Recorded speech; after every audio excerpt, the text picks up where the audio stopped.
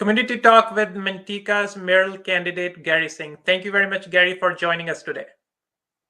Thank you, Gurtej. Thank you for having me. It's great to have some time to talk to you and talk about all the upcoming things that we're hopefully getting ready to bring to Manteca. Yeah, no, Gary, you have a good expertise in policy making. You started your journey from planning commission, then served the council. Now you are planning to be mayor of city of Manteca. So I was just looking at the homelessness issue that is engulfing our Central Valley, though it is prominent in other cities too. If we see pre-COVID numbers in city of Manteca, there were around 300 homeless. So now the recent numbers I looked at, that is around 165. So city of Manteca is moving in a positive direction. So if you'll get the opportunity to be mayor of city of Manteca, so how will you enforce or make sure that that problem gets resolved in city of Manteca, and how would you kind of share your information knowledge with the other cities?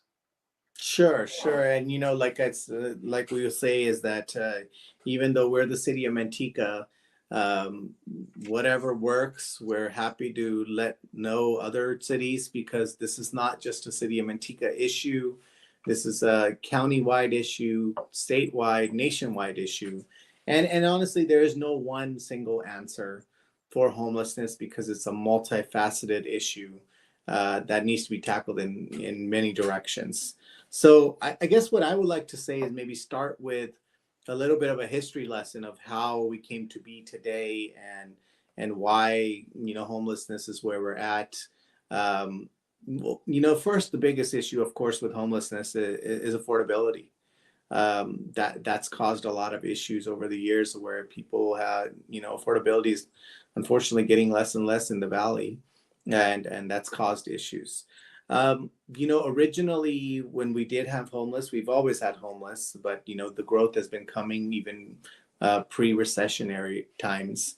Um, the city of Manteca tried to enact a anti-camping ordinance back in those days. This is probably about a decade ago now, and the city of Manteca got sued by high-powered lawyers out of San Francisco, saying that you can't enforce an anti-camping ordinance, and because it is not illegal to be homeless, it's not a crime to be homeless. Um, so, because of that case, originally, what came out of it was that as human beings, we have the right to sleep. So, meaning as all human beings, we have the right to sleep, and we shouldn't be punishing somebody just because they don't have a home that they cannot sleep. So due to that, what basically came out of that was that you cannot move a homeless person off of public property from 11 p.m. to 6 a.m.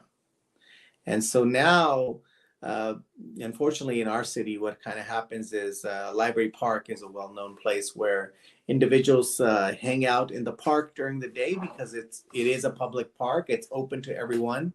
Um, and during the evening, they go sit in front of the library because we have a wider sidewalk there, and they sleep because that is public property. And officers come every day, wake them up around 6 a.m. and they move back into the park, and then we do this routine every day back and forth. Um, so that was our first issue that we raised, that hey, we cannot move individuals off of public property from 11 to 6. Then came another. So this is the thing. A lot of people saying, "Why aren't you doing this? Why aren't you doing that?" Uh, Laws have changed. Things have changed. Just criteria have changed, and so we as a city have to stay within the legal parameters of the law. Um, then came a case out of Boise, Idaho. That was Martin versus Boise. Now that case, same thing. They try to do the same thing there and try to enforce the anti-camping ordinance. And unfortunately, what came out of that one, and that went actually all the way to the Supreme Court. And basically, what they said is that being homeless is not a crime again. And if you do not have a permanent facility or a bed available in your jurisdiction, you cannot move a homeless person off of public property ever. So, uh, that kind of limits what we can or can't do today. So if you have homeless people camping on public property, we legally cannot move them.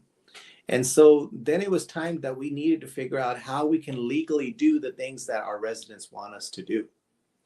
So one of the first things that you've seen, you talked about the numbers of where we were pre-COVID and where we are now. One of the biggest factors of that, since I've been elected, is because of our community resource officer. We started a program where an officer is allocated, and their job was to go help the homeless, the ones that want the help, and find them resources. If they happen to get here and they need a way to get back to their family, they help with that situation. That has run its course, but now we have to get to the next step. So then the concept really came of a navigation center. Now, navigation center, a shelter, all those conversations, people have a lot of fear regarding that, of what it can or cannot mean. First of all, a navigation center is not just a place to go to sleep, get food. We're talking about a facility that would provide all of your social services, drug rehabilitation, mental health, job placement services. We have to understand that homeless is not just about losing a house or affordability. You also have individuals out on the street that have mental health issues or substance abuse issues. So we need to get to the root cause of those issues and fix them in order to help those individuals. So that's what a navigation center allows us to do. It allows us to bring all of those all-encompassing wraparound social services under one building. Plus, it also allows us to bring a single male unit into the building, single female, and a family area. So that way you can actually help. If you remember, even in all the other cities around us, the biggest issue really is single male. Those are the ones that are out on the streets. And so having this all-encompassing plan, we are now able to bring those individuals in. One of the other biggest things is pets. We will take pets because homeless people do not want to lose their pets. That's their only companion. So we'll take those in. Our goal is to bring people in, get them through the program, clean them up, get them into job placement services so they can truly become independent on their own. Now, when this concept was originally introduced, the question was always, if you build a shelter in Manteca, more homeless are going to show up and more homeless will be everywhere. Well, first thing is they're already here. What are we doing about the ones that are already here? The other big thing that we really did is we worked very hard as a county, and not just the city of Manteca, and worked with all of our major cities in San Joaquin and provided that every major city in this county will be building a navigation center. So Tracy's building one, Stockton's building one, Lodi is building one. We're actually on the later side right now. So if every major city is building one, why would a homeless individual that lives in that city jurisdiction leave their own jurisdiction with resources and go to the next city over? So that kind of takes away that fear of, you build it and more will come. The bulk of our homeless population today, over 90% of it, is from Manteca or have roots to our city. And that's why they want to stay here. So that was the first thing. Then the next big thing was, well, you build this shelter or navigation center, and how are you going to pay for it? And so then we worked as a city with our partners at the state level, Susan Eggman's office, Senator's office, Assembly members' offices, and we got everybody together to get, as part of the governor's budget this year, a $16 million grant to the city of Manteca to actually build a navigation center. So we basically have taken care of, if you build it, more will come. Well, every city is building one. Then it was, how are you going to pay for it? Well, we have a grant that we don't have to pay back from the state to build it. Another question that's always come up is ongoing expenses. Well, you have to understand we have passed through grants and funds that come from the federal government for housing, for homelessness, that today we use for a temporary tent or other services in town, that now we can bring together, gather it all up, and put it all under one building for ongoing expenses. So that's the whole concept of the navigation center. The second step of that whole idea is now that we will have a navigation center, we will have a facility for individuals that truly want the help to go to. Now we can actually enforce an anti-camping ordinance. And so our police department actually can now go out there and say, hey, we either have a bed for you, you can go there, you can leave our town, or you're going to get cited and arrested.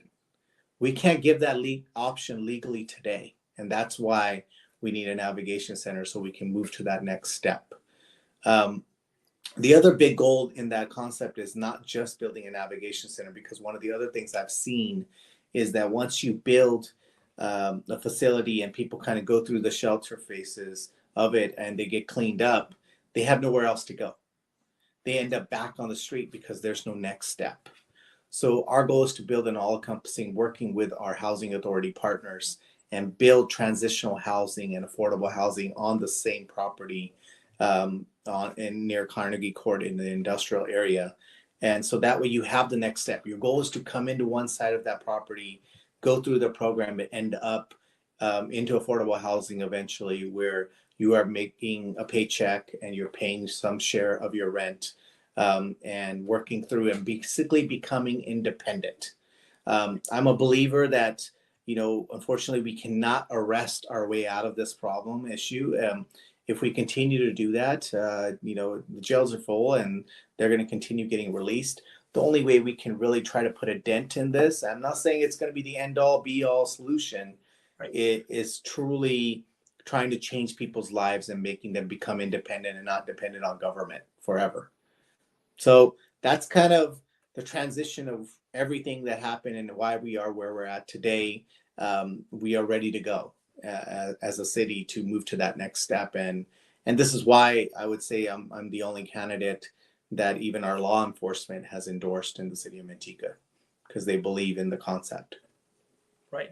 Yeah, no, you talked about the law enforcement. You grew up in the city of Manteca. You went to schooling here. You went to UOP. Then you came back in city of Manteca to raise your children. So you have seen this city grow from smaller number of population to now 88,000 is the population approximately. So as you talked about the law enforcement, we have only 76 sworn officers in city of Manteca. So with the population increase and lesser number of law enforcement officers, there are challenges. So if you'll get an opportunity to lead city of Manteca, how will you resolve this? So what are your thoughts to add more law enforcement officers? Correct. Yeah, no, as you stated, I've pretty much grown here my whole life. I was a kid, went to school here, went to high school here in town, and then went to EOP and never really left the area. Yes, we've definitely grown since I was a little kid, and law enforcement needs to grow also with it. It comes with challenges. There's a couple sides of it. Let me cover first the actual bodies. Right. It's not just about bodies. Also, for me, I think the plan needs to be also technology, also using other aspects to make sure that we, provide the tools for our law enforcement to be more efficient at their job, and that way we can try to capture and do more with less. But end of the day, it all comes down to money. It's Right. basically going to be 64% of our budget currently is public safety. So, what are you going to cut? If you talk to any individual running for any elected office, probably up and down this nation, they'll tell you that public safety is very important. Right.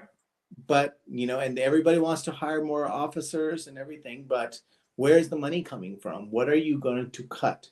If you look at the city's Manteca's budget, it's a balanced budget, but 64% of it is going towards public safety. So if you're going to increase law enforcement, how are you going to do that, and what are you willing to cut?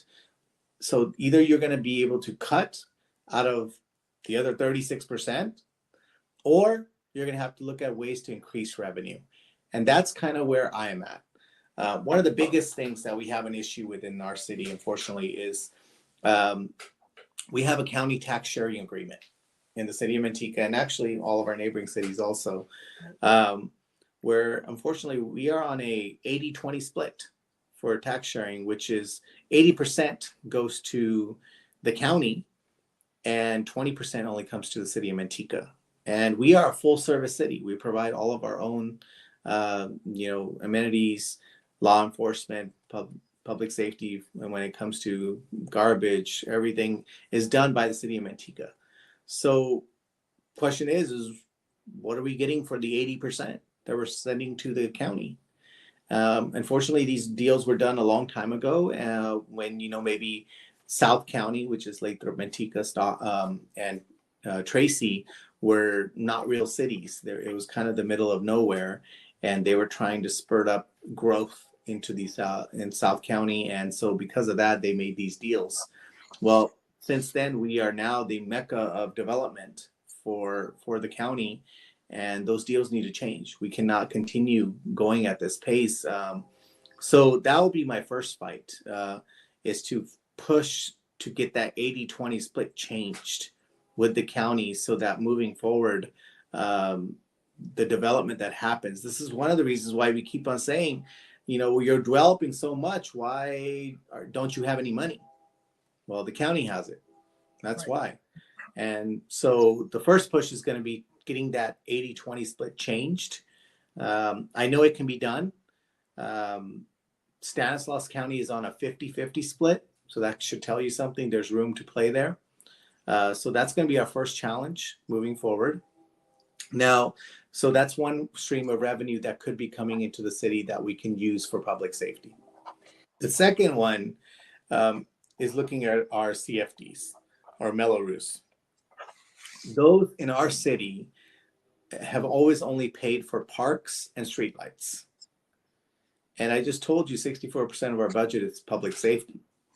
So as growth is coming, we're not paying for public safety. So that one right there is the one that I've pushed to basically have public safety and streets, which is another big complaint that we constantly get in the city of Manteca, to be included in CFDs, to be included in the future growth. And that way individuals that are moving into our community are paying for their share. So that's a push that we've continued to go. We actually are in the process of implementing and updating the fee structure there and the nexus for that. So that'll be another way to generate income, so we can take care of streets, we can take care of and grow our public safety numbers. The third and final one that I've thrown out there, and it's probably not popular because it's looking at potential sales tax increase. That would be my last resort if anything else doesn't work. But it's not also an open tax. The way I see it is an increase to Measure M. So currently Measure M in our city is a 0.5-cent sales tax. It's strictly for public safety. It actually has a public oversight committee that makes sure and ensures that all the money is used only for public safety and nothing else. That alone currently today funds 18 police officers and 18 firefighters in our city. So Measure M has been a great program. It has been a great sales tax. It's actually tax done right, where truly what people voted for is what they're getting used for. I propose a 1/4-cent hike in that tax in the next 2 years. We look at it after we've done everything else and been very transparent and sharing our plans of what our finances look like. And that 1/4 cent will allow us to hire at least 9 more police officers and 9 more firefighters. And that will get us over that number that you mentioned earlier with the 76 officers. We will get closer to that 1 per 1,000, or be at the 1 per 1,000 that we've been talking about as officers per capita in our city. That alone, but the other thing that I kind of brought into that is that we just don't do a Measure M increase, but we actually put a sunset on it. And the sunset would be a 20-year sunset, meaning that 20 years it goes away.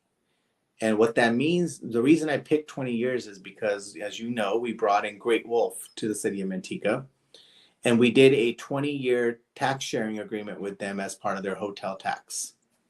So we would basically, when that falls off and the 20 years goes away on the Great Wolf, and that tax is now coming completely to the city, Measure M sales tax could drop off, and that could be supplemented with that funding. So I'm actually proposing a tax that actually has a sunset, and it's not going to be a forever tax. And you know how we always talk about government creates taxes and they never go away. Um, Right. so that's one of my other options, and those are three methods of how we can increase revenue into the city. One of the last things I want to talk about also is that it's not just about adding more officers. We have to look at a new police station for our city. Our police station was built in 1976 when we were a population of 22,000. And today we are a population of 88,000. So, and we're still in the same police station. So that should tell you we are literally busting at the seams. As much as we want to add more cops and everything, we also need a place for them to go and have. So that's my other goal. And actually, part of my proposal I've looked at is looking at the site where we're looking at the navigation center on the west side of that property. We would actually propose a new multi-story police station. And use growth fees that are collected from development to pay for it. So that's kind of my all-encompassing public safety plan. On the fire side, we're already doing really well. And we actually added a new Station 5 on the south side of 120, which continues to bring us the response times that we need to help out all the residents and their issues as the growth is happening. Yeah, no, you grew up around a small business and now also you are involved in a small business. So you see the value of a commercial growth in parallel to the residential growth. So I would say approximately 25,000 units we have at present in Mintika, and 10,000 more units are planned. They'll be coming in future as well. So how do you see the diversification from residential to commercial in city of Mantika? Yeah, so that's where I think we need to do a shift. I think we've been working really hard in growing residential, but we cannot be one-sided. Like we already talked about our tax sharing splits with the county, it doesn't pay to continue building residential. Mind you, in order to get commercial, we need a population, in order to attract commercial. But at the same time, we cannot continue just relying on residential growth. Eventually, we're going to run out of land. I do agree that we do need some residential growth, but I also believe that the growth that we need needs to be different. We cannot keep on building the same type of house, the same type of development, because affordable housing is an issue. We need to bring different types of housing and be diversified in our housing. That's the only way. Not everybody's looking for the mansion out there and with the huge yard and all of that. There's some individuals that would be happy to have condos. So that would be one shift in the residential side. But then the other big shift is that I really proposing a robust economic development department where we actively go and go out there and market the city of Mantika to bring commercial industrial growth to our city. And that helps in two folds. One, it brings jobs, it brings local jobs. It allows those individuals that are living here to work here, and then also maybe it's bringing restaurants, maybe it's things for people to do in the city of Mantika where now they can spend their money here. So what's the use of having all those individuals moving into city of Mantika, but then they're still spending their money outside of this town and we're not capturing their income? So we need to capture it, because that's where the growth needs to happen, not on the property tax side, but on the sales tax side. So if we can create jobs, same thing with those companies. If you kind of look at COVID kind of helped the Valley, because what it allowed to do was having people come and work from home. And we ended up with actually a bigger daytime population than ever before. And so we should take advantage of that and make sure the infrastructure is here where we can go out there and market to these companies and say, look, we have your workforce. We have the land. We'll work with you on the planning side to get you guys through our system. and get you to the biggest thing I think with commercial is it's not just about how much money break you can give them or things like that. It's time to market. If we can say, hey, we'll get you up and running in 3 months, 6 months, the latest, that means a lot more to them than anything else. Um, so if we can hit all those points in, we can get those companies to want to come here. We live very strategically in this community. The city of Manteca is right in the heart, in the middle of California. You have rail systems that run through the city. You are basically an hour and a half away from so many different things in our community. We have the port nearby, an airport. So we need to take advantage of those things. And that's how we can attract manufacturing jobs, good paying head of household jobs. That way we can stop getting all these individuals to continue going down, up and down the Altamont every day, and basically spending half of their life on the road. We really need those individuals to work from here locally so they can be more in tune with our community. And honestly, it's they get into our community. They have a better standard of life. The kids feel better, schools, everything. It's just an overall win-win situation. The more people we can get to work locally within our community, I don't see an issue. And I think that's where opportunities really lie now, is that we need to attract those jobs, and we need to actively go out there and attract, and just not say, well, we got some land, we're here, anybody coming? No, you actually have to go out and Right. and sell Manteca. Right. We have a question live. We'll take that question. So it's about infrastructure. So as you also mentioned that lots of individuals, they have to commute. I would say approximately 100,000 individuals, they commute every day across Altamont Pass. So Manteca, we have seen a good amount of infrastructure growth in terms of Union, and McKinley has some plans, then 99, 120. Can you share with us, so what are the future plans for Manteca in terms of infrastructure? Yeah, so yes, we understand my long-term goal, of course, to get people to work and live locally. But as of right now, we also have to work with what we have today, and which is, we have commuters, and Right. how are we going to be moving that traffic? And it's not only local traffic, maybe updating airport as we've done today, Airport Way, which is one of the streets that was one of the worst ones in our town. We have other streets that need updating, but regionally also, we've looked at, as you mentioned, creating DDI, which was the first DDI on Union Overpass. Not only was the project itself that I like about it, but the other big thing that I appreciate about that project is it allowed us to get our first pedestrian bike path over 120 from the south side to the north side of 120. So that was a great win for our city, and we are basically getting ready for future growth that may come along 120. But the other big thing is McKinley. McKinley, if you look today, we've been talking about it for a long time. Uh, McKinley's now has started construction. We've broken ground. We're probably about a year out, where McKinley will have on ramps and off ramps going off the freeway. And so it'll allow individuals to get off of 120 earlier that are local. And the other big thing is, we've mentioned Great Wolf in the past before. Great Wolf actually faces towards Highway 5 because McKinley was supposed to be the main entrance and exit to Great Wolf. And one of the reasons, that whole area is called the Family Entertainment Zone. We haven't done a lot more attractions or things to do there yet because we didn't have McKinley in place yet. And airport is not big enough currently to hold all that traffic. So once we get McKinley completed, it will allow us to open up. Daniels is already completed next to Great Wolf, and it'll allow us to open up the Family Entertainment Zone and bring more things for locals to do, and also the tourists that are coming into our city currently.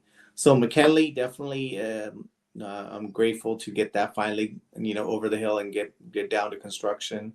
Um, the other one you mentioned, 99 120. We've literally been working on it for 3 decades. Unfortunately, when it was originally built, poor planning. Nobody ever thought it was going to be this busy, and the amount of accidents and traffic that occurs as traffic enters into 99, especially on the busy times. But seems like now it's all the time. Going towards Modesto, you have one lane in each way, north or south, and you have individuals that like to wait until the last possible minute and go right in front of big rigs, and then that causes quite a bit of accidents, and we have a lot of lost lives. And we've been this council, past councils, we've all gone actively to advocate for more funding for this project at a regional level, at a state level, at a federal level. And I'm happy to announce that we finally have the funding to start that project next spring, where we will have two lanes going towards 99 out of 120. We'll have a new Austin Road bridge that will actually become our first uh, grade separation. It will actually go over Moffett and over the railroad tracks. So that's going to be another win for the city. That is not just going to be, because of future growth or due to the traffic concerns, but we are truly saving lives by doing that project. And it's in a long time coming, and there was a lot of pushing and pulling. Caltrans has had very many invitations, and they were thinking of so many things that they could or couldn't do, and it was really powerful between all the work that all the council and the previous councils have done to keep that project rolling and going. Right. So with the population growth, now you have diverse population. So who used to work or who still are working remotely across the Altamont Pass, and people are moving from different cities to the city of Manteca because of its diversified growth. Now the main question is for job opportunities, how to retain that talent in city of Manteca rather than they have to commute to different places, find jobs in other cities, and contribute to those cities. Why not you retain your own talent in your own city? So what are your thoughts in terms of that? Yeah, so I think it goes back right back to where we were talking before, is that we need to do a better job selling our city to those companies and letting them know, hey, we have your workforce. And then the other side of it also is that we need to also coordinate better with our local universities and schools. And with ACE coming into town next year, we'll have a connection of ACE through the middle Manteca, going all the way to Stanislaus University, Merced University, and even towards Stockton. We need to, one of the biggest issues, and I'm like one of the few that went to school here and went to college here and then stayed here, but we're having a tough time where kids go to college and they don't come back. They don't come back to our community, and that shift needs to happen. That needs to change. Otherwise, we're going to be left with a bunch of old people sitting here, and all that knowledge is walking away. Yeah, But in order for them the to come brain back, drain that we always see, that's the same brain drain you have to stop. Yeah. yeah, and in order for that to stop, also is we got to have a reason for them to be here. The jobs have to be there. And so that's why I think on my side, from the city's perspective, we can make sure our infrastructure is in place. One of the biggest things for those companies that are looking at wanting to come into city in the valley and in our area is fiber. I think internet's a must. Fiber is a must. If we're going to get any of the gig giants, any of the manufacturing jobs, they require fast speeds. And so we have a fiber infrastructure, and we need to continue expanding that. One of the things we've done in the city of Manteca is created a dig once policy. And what that means is anytime we dig up a street, we put extra conduit down. So that way in the future, if we need to add lines, add fiber lines, we don't have to keep on digging them through. And that's how we can create a web network of infrastructure in the city that's ready to go for the future. And it's not just fiber and for companies, but even for our own traffic movement. We're getting into smart system lightings that talk to each other and that are synchronized. Well, a lot of those require Wi-Fi services or interconnected with, fiber. Uh, and internet. And then the other big thing that we've seen going into the future, if we ever get to there with the self-driving cars and things like that, they have embedded lines in the roadways that basically talk to these cars. So all that needs to happen with making sure we put the infrastructure in place today. Right. One last question we have from one of our audience, because everybody in Central Valley and I think around the other cities, they always see Manteca as growing at a very diverse pace. And the question is why Manteca is growing that diverse rather than or other cities are not. So, what's the strength of Manteca you see as you are a policymaker from seasoned policymaker for many years? So, what's the strength in Manteca that it is more diversified, more businesses, more residential? They are coming into city of Manteca. Well, that's great to hear because sometimes our constituents say we're not doing enough. So it's great to hear that Manteca is leading the charge because I hear it all the time. Um, I think it all comes back down to location, location, location. Like I said, we are right here in the heart of California, right here in the middle, and we're at the crossroads. Literally, you have 99, Highway 5, 120, and we're right in the middle, and we have the infrastructures in place. I think continuing forward, if we do a good balancing act of residential, commercial, manufacturing, commerce, industrial growth, we can actually become one of a very much of a complete city within itself, where individuals can live here, work here, shop here, and also enjoy their time here, and we give them the amenities where somebody doesn't need to leave this community. They can all do it here, right here in Manteca, just like Great Wolf or Big League Dreams for things for people to do. I would love to bring some more things for individuals to do locally here. Um, Same thing with, we have the Costco's, we have two hospitals in town. Um, we have a little bit of everything, and I think that's not just a shout out to me, but to our past councils and all the decisions that have been made. The vision that was made for 120 all the way back to one of our mayors, Jack Snyder, and moving traffic onto 120, and then the vision that brought all the growth to the south side of 120.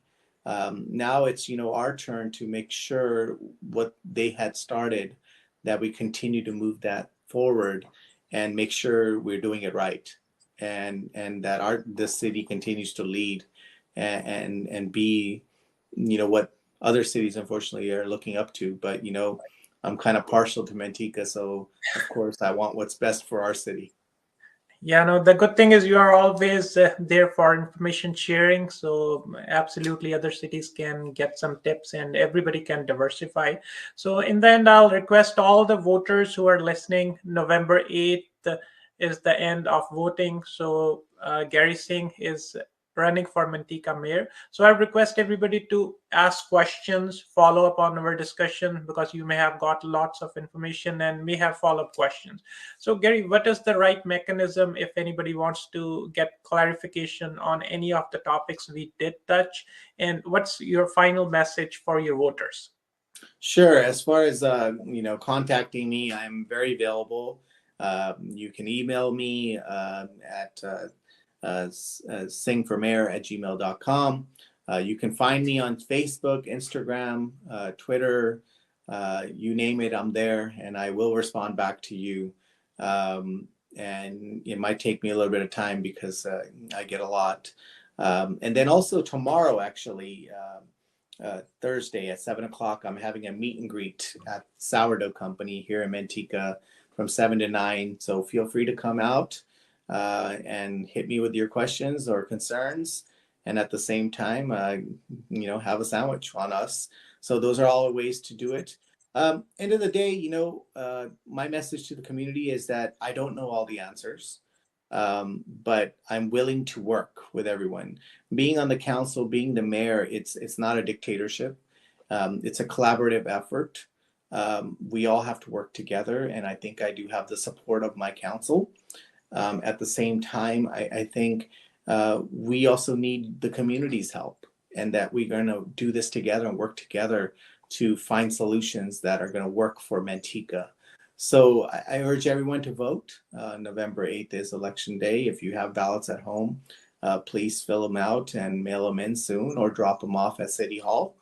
But at the same time, it takes a community to move forward. It is not a one man job or anybody's job by itself.